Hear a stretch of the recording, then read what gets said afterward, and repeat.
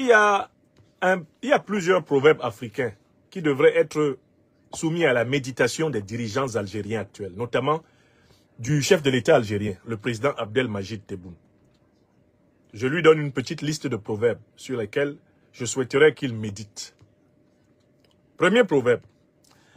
Quand tu te penches pour regarder le derrière de ton frère, n'oublie pas que ton derrière lui-même est exposé au regard des autres.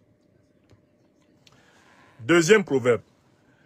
Quand tu es au bord d'un cours d'eau extrêmement bruyant et que tu vois quelqu'un qui essaie de traverser mais qui se noie, ne te moque pas de lui tant que toi-même tu n'as pas traversé. Troisième proverbe. Quand tu manges de la viande, par exemple de la viande de singe, et qu'il t'arrive d'avoir dans la main un très agréable morceau de la main du singe que tu es en train de manger, n'oublie pas de comparer sa main à la tienne, car tu verras beaucoup de ressemblances. Nous pouvons élargir la panoplie des proverbes à méditer par les dirigeants algériens, en ajoutant que quand tu craches en l'air, il faut t'attendre à ce que ton crachat te retombe exactement sur la figure. Parce que plus tu craches à la verticale, plus tu te prédisposes à recevoir le fruit scrofuleux, eh bien, de ta cavité buccale.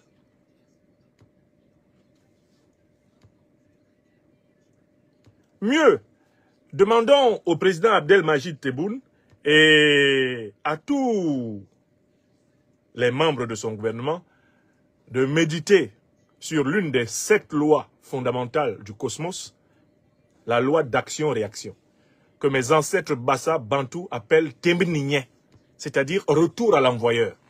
Ce que tu fais, te fait. En Bassa, on dit Yomumbong, ouais.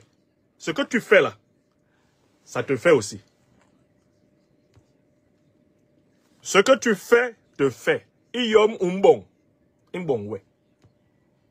Ou lengek, itembek. Pendant que tu lances, la force avec laquelle tu lances est celle avec laquelle l'écho de ce que tu as lancé revient sur toi.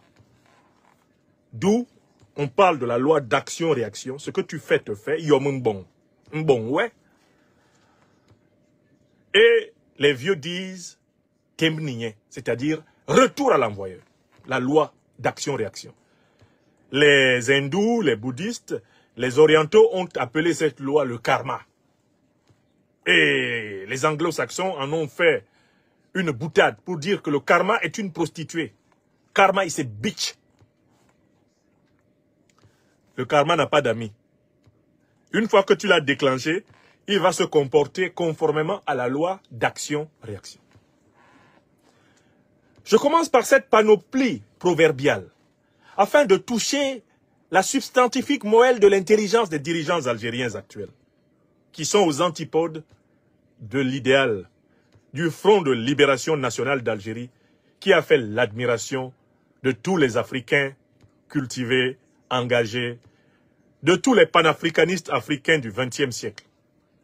Le Front de libération nationale d'Algérie, mouvement anticolonialiste, anti-impérialiste, qui a été en association solidaire avec tous les mouvements anticolonialistes, anti-impérialistes d'Afrique noire pour combattre le colonialisme français, l'impérialisme occidental. Ce Front de libération nationale d'Algérie, qui, aux heures les plus chaudes de la bataille du grand peuple algérien contre le colonialisme français, trouvait base arrière au Mali avec l'approbation des dirigeants maliens, parmi lesquels, eh bien, le plus célèbre dirigeant des années d'indépendance, le président Modibo Keïta. Il faut que le peuple algérien se souvienne. Il faut qu'il regarde le chemin parcouru. Il faut que le peuple algérien voie et médite. Tous les proverbes que j'ai dessinés ont pour but de lui demander de prendre un miroir et de se regarder dans un miroir et de se poser la question suivante.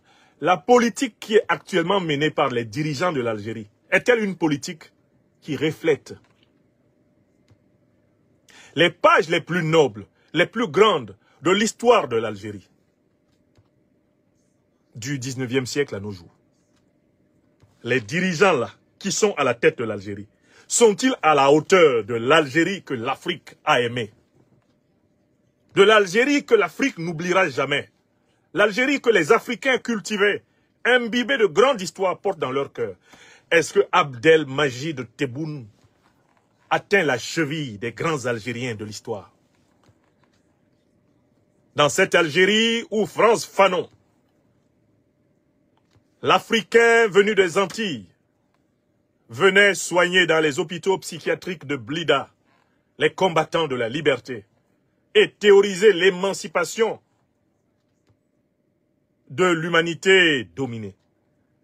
L'Algérie où les Nelson Mandela, les Abel King, les Ahmed Sékou Touré, l'Algérie où les Gamal Abdel Nasser, l'Algérie où les Samora Machel, les Sam Nujoma, les Agostinho Neto venaient poursuivre leur formation militaire en vue de retourner libérer leurs terres.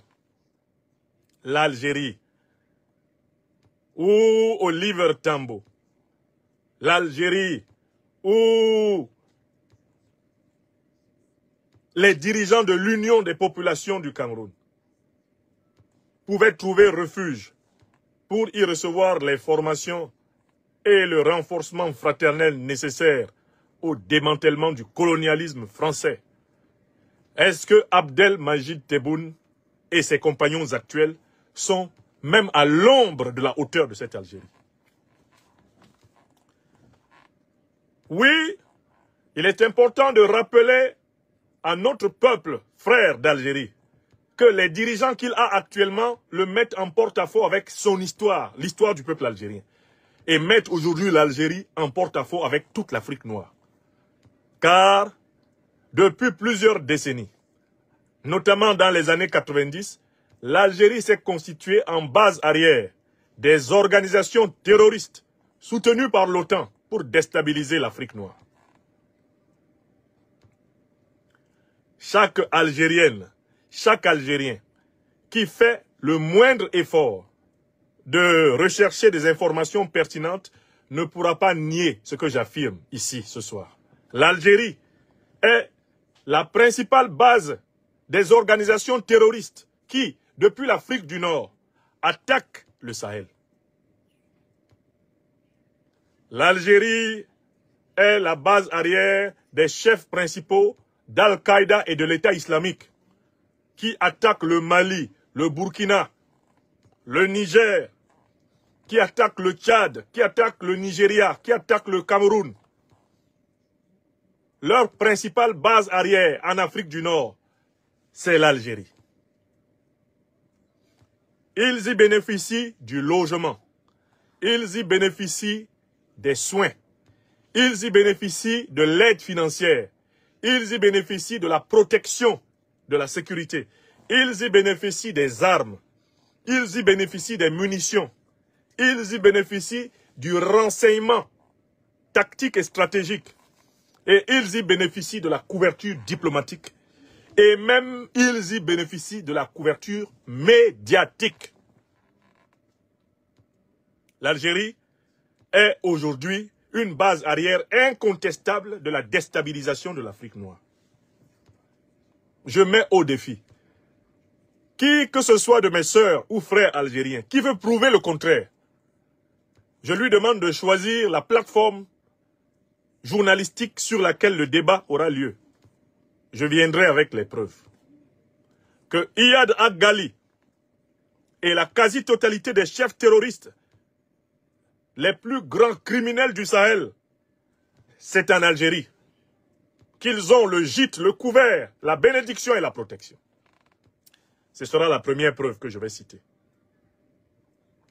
Aucun dirigeant algérien, aucune citoyenne, aucun citoyen algérien ne peuvent nier que les terroristes qui ensanglantent le Mali, le Burkina et le Niger est base arrière en Algérie. Ça, c'est la première preuve. La deuxième preuve, c'est le rôle clé que le territoire algérien joue dans les déstabilisations du Sahel. On prendra comme exemple les événements de Tin Zaouaten. Pour que Tin Zaouaten au Mali soit attaqué, il faut et il aura toujours fallu le soutien de l'Algérie aux terroristes. Les terroristes franchissent la frontière. À partir de la Tin Zaouaten algérienne, ils reçoivent les armes, ils reçoivent les munitions, ils reçoivent le renseignement militaire, ils reçoivent les médicaments, ils reçoivent le traitement. Mieux, on a même vu l'armée algérienne faire des mouvements du côté de sa frontière ayant pour but de protéger le repli des terroristes. Les terroristes entrent au Mali, attaquent le Mali.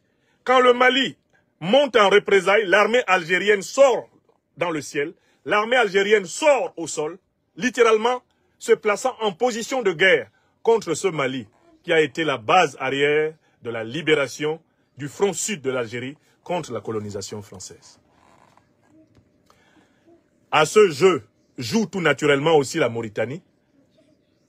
À ce jeu joue tout naturellement, dans une certaine mesure, le Sénégal, qui a hébergé ouvertement un ambassadeur d'Ukraine ayant assumé la participation de l'Ukraine, suppôt de l'OTAN, aux côtés des principales organisations terroristes pour attaquer le Mali, tuer des soldats maliens et leurs alliés russes.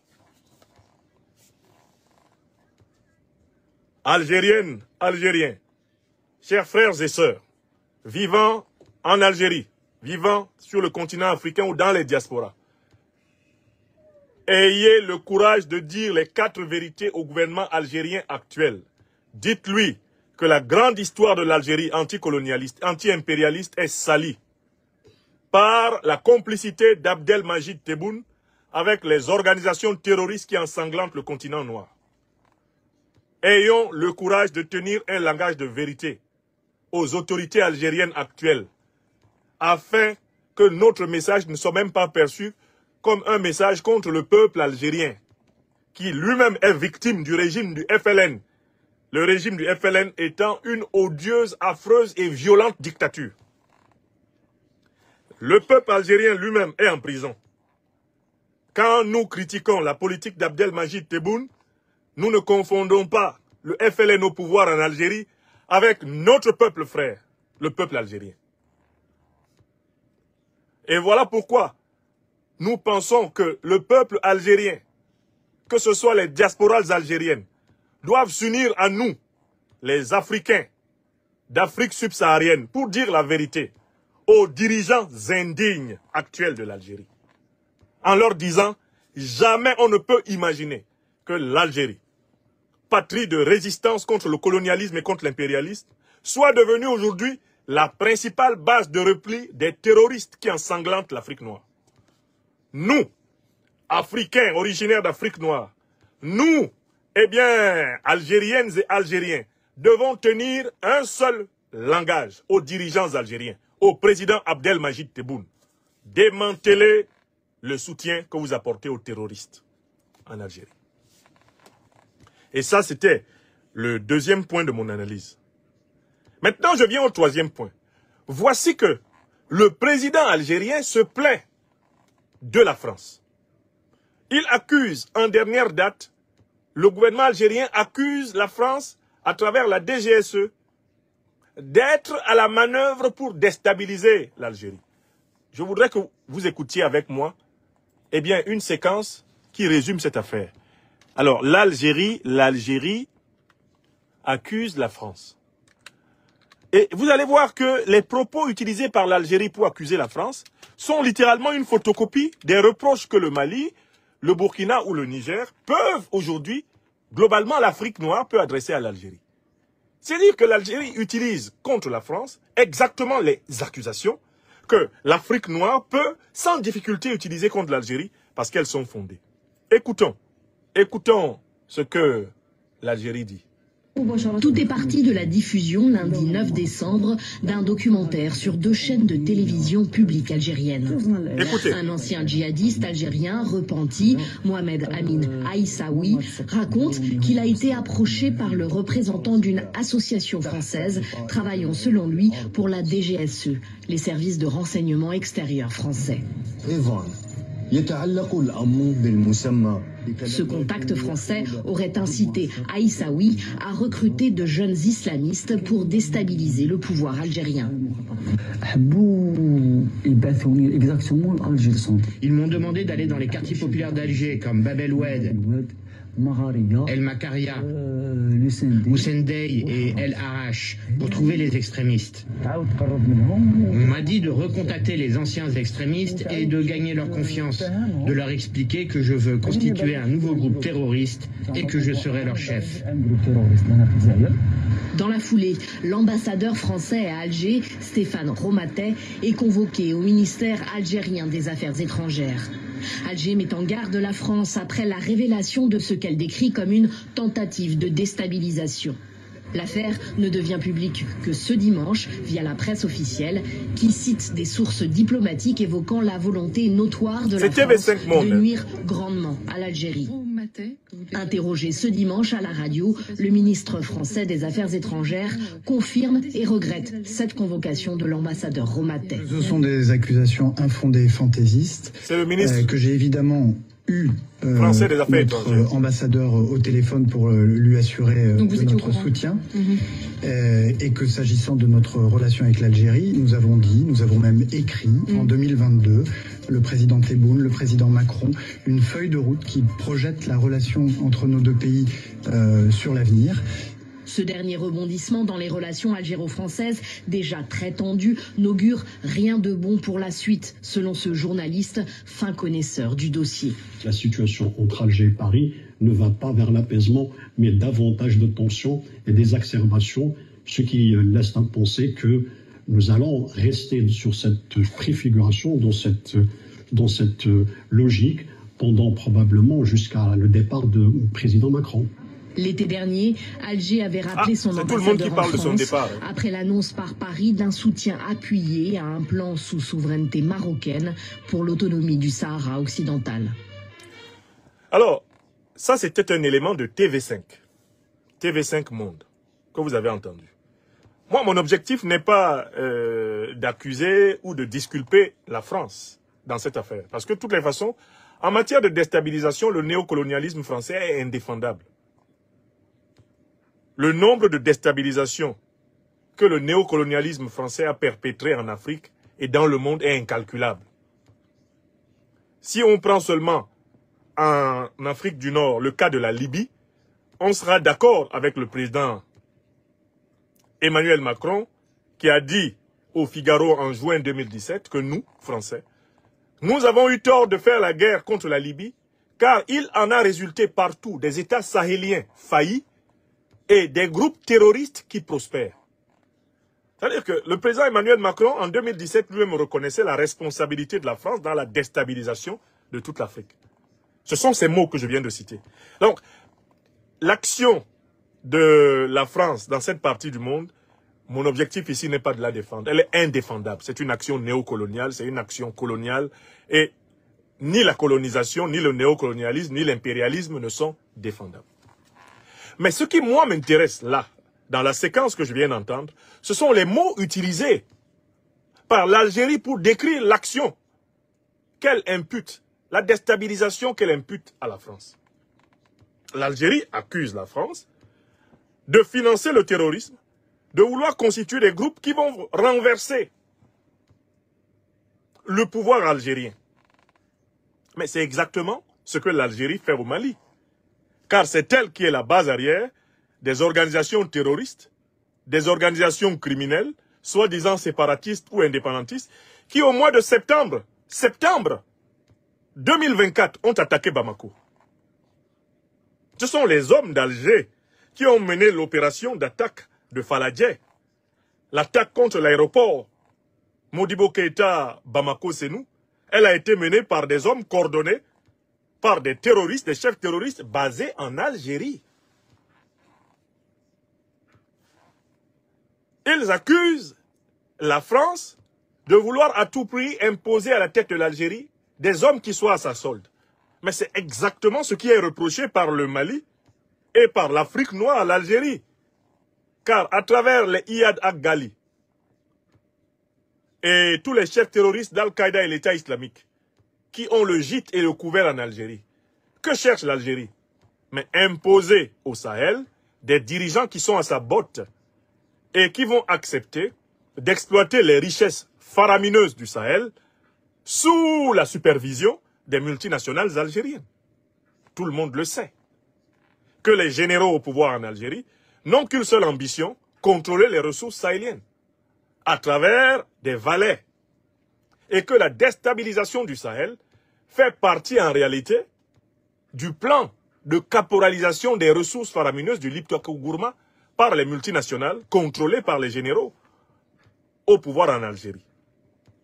Donc on peut prendre toutes les accusations de l'Algérie contre la France et on en trouve une copie conforme dans les accusations fondées que la Confédération de l'Alliance des États du Sahel et en particulier le Mali peuvent formuler contre l'Algérie. D'où je voudrais conclure ce premier sujet en disant ceci aux dirigeants algériens. Vous ne pouvez pas dénoncer la déstabilisation en pratiquant la déstabilisation. Vous ne pouvez pas dénoncer le terrorisme en pratiquant le terrorisme. C'est ce qu'on reproche aux dirigeants français.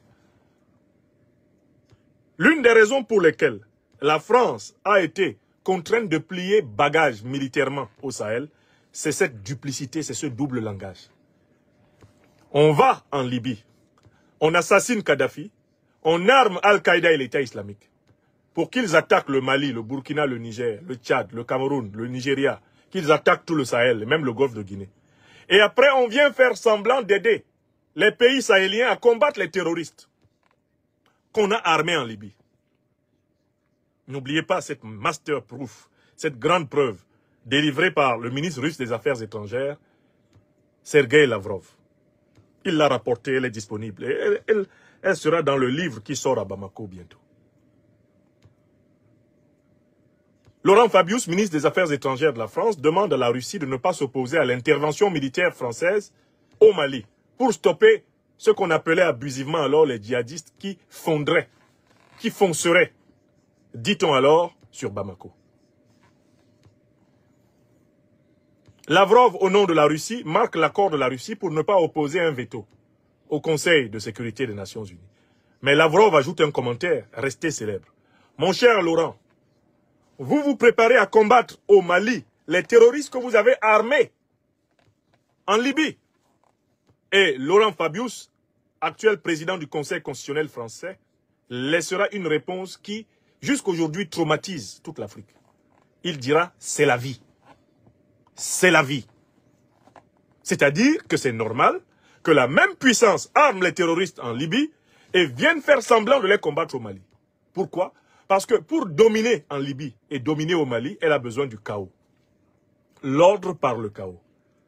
Diviser pour mieux régner. Déstabiliser tout le monde pour avoir tout le monde à sa merci. Voilà le principe de l'impérial terrorisme que j'ai théorisé dans le livre qui sort à Bamako aux éditions de l'Institut de l'Afrique des Libertés, en coopération avec les éditions Bandama et la librairie Ba. Donc, l'Algérie n'a pas, comment je peux dire, elle n'a pas la légitimité morale. Elle ne peut même pas provoquer le scandale. Elle ne peut même pas provoquer, pour ainsi dire, la compassion du monde. Quand elle accuse la France de faire contre elle ce qu'elle fait contre le Mali. Nous demandons aux autorités algériennes, par conséquent, de démanteler toutes les organisations terroristes qui sont sur leur sol. De renouer avec la politique du panafricanisme révolutionnaire, de l'anticolonialisme et de l'anti-impérialisme qui unifia autrefois le Front de libération nationale d'Algérie avec les mouvements d'émancipation d'Afrique noire. Nous demandons aux autorités algériennes de revenir aux fondamentaux de la fraternité de lutte algéro-africaine. Sans le retour à ces fondamentaux, l'Algérie va crier seule, comme un prophète perdu dans le désert. Non seulement elle ne sera pas crédible aux yeux de l'opinion occidentale, elle ne sera pas crédible aux yeux de l'opinion africaine, et même le peuple algérien ne croira pas aux cris d'orfraie poussés par ses dirigeants, dès lors que le peuple algérien sait que les mêmes dirigeants déstabilisent des pays voisins en s'appuyant sur des terroristes. le peuple algérien lui-même n'aura pas de compassion pour un régime qui se plaint qu'on lui fasse ce qu'il fait aux autres. Ne faites point à autrui ce que vous ne voudriez pas qu'autrui vous fasse. Voilà la règle d'or. Voilà le principe de la table d'émeraude qui est rappelé aux dirigeants algériens. Arrêtez de vous mentir à vous-même. Arrêtez de mentir au peuple algérien. Arrêtez de mentir au monde. Vous avez partie liée avec les pratiques terroristes que vous condamnez.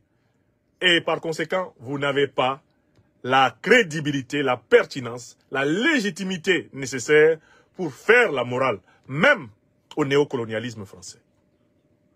Notre espoir est que ce miroir que nous plaçons devant vous vous aide à retrouver la mémoire grandiose de l'Algérie qui est attendue, l'Algérie absente, la grande Algérie, peuple en lutte, peuple révolutionnaire, peuple fraternel, cette grande Algérie qui a été mise en sommeil, mise sous le boisseau, cette grande Algérie qui est écrasée par la dictature des généraux et la grande fraude électorale structurelle du régime Tebboune. Cette grande Algérie est attendue. C'est avec elle que l'Afrique noire a un grand chemin à parcourir. C'est avec l'Algérie, la grande Algérie de l'histoire, patrie de résistance, patrie de solidarité, de fraternité, de lutte anticoloniale, anti-impérialiste. C'est avec cette Algérie qu'un avenir commun est possible. Mais celle que nous a imposée par Abdelmajid Tebboune, un régime corrompu, brutal envers le peuple algérien, un régime de menteurs fiefés, de manipulateurs d'opinion, un régime qui veut se faire passer pour un saint, pour un ange de lumière, alors qu'il a une pratique politique internationale démoniaque. Cette Algérie-là, la mauvaise, elle n'impressionne ni les Algériennes et les Algériens conscients, ni les Africaines et les Africains éveillés. Voilà pourquoi il faut qu'on vous dise la vérité.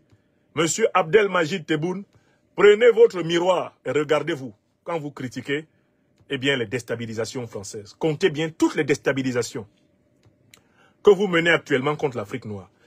Et dites-vous ceci, le temps de l'Afrique noire est arrivé. Tout ce qu'ils font aux Africains, ce qu'ils n'accepteraient que personne leur fasse, ils recevront au centuple chez eux ce qu'ils ont fait aux Africains.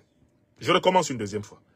Tout ce qu'ils font aux Africains, ce qu'ils n'accepteraient que personne leur fasse, ils verront en ce 21e siècle leur arriver chez eux 100 fois plus que ce qu'ils font aux Africains. Ceux qui déstabilisent l'Afrique seront déstabilisés. Ceux qui méprisent les Africains seront méprisés. Ceux qui pensent pouvoir continuer à piller l'Afrique seront pillés. Ceux qui croient pouvoir continuer à appauvrir l'Afrique seront pauvres, appauvris. Ils vont rentrer dans des crises économiques, des crises financières, des crises monétaires, des crises budgétaires, des crises sociales. Ils vont basculer dans des guerres civiles sous forme de malédictions infinies. Tous ceux qui veulent du mal à l'Afrique. Ce siècle sera africain ou ne sera pas. Écrivez ça. Écrivez. Écrivez. Ceux qui se sont assis chez eux et ont envisagé de dépecer le Mali en 1000 morceaux, c'est leur pays qui sera dépecé en 1000 morceaux. Qu'ils regardent bien leur pays. Leur pays est assez grand pour être bien dépecé. Ceux qui se sont assis là, ils ont calculé le Niger, ils l'ont regardé, ils ont dit, ah, plus d'1 million de kilomètres carrés, ça serait intéressant qu'on fasse comme au Soudan. Ça va arriver chez eux. Ceux qui veulent dépecer l'Afrique là, ce 21e siècle, le dépeçage aura lieu chez eux. Et si vous regardez bien, ça a déjà commencé. Si vous regardez même très bien là, tous ceux qui persécutent l'Afrique, leur propre dépeçage a déjà commencé. Ils ont commencé à se dépecer entre eux-mêmes. Ils ont commencé à se tailler entre eux-mêmes en morceaux. Ils sont en train de s'émietter et ils s'effondrent de manière inexorable. Tous ceux qui persécutent le grand peuple africain en éveil.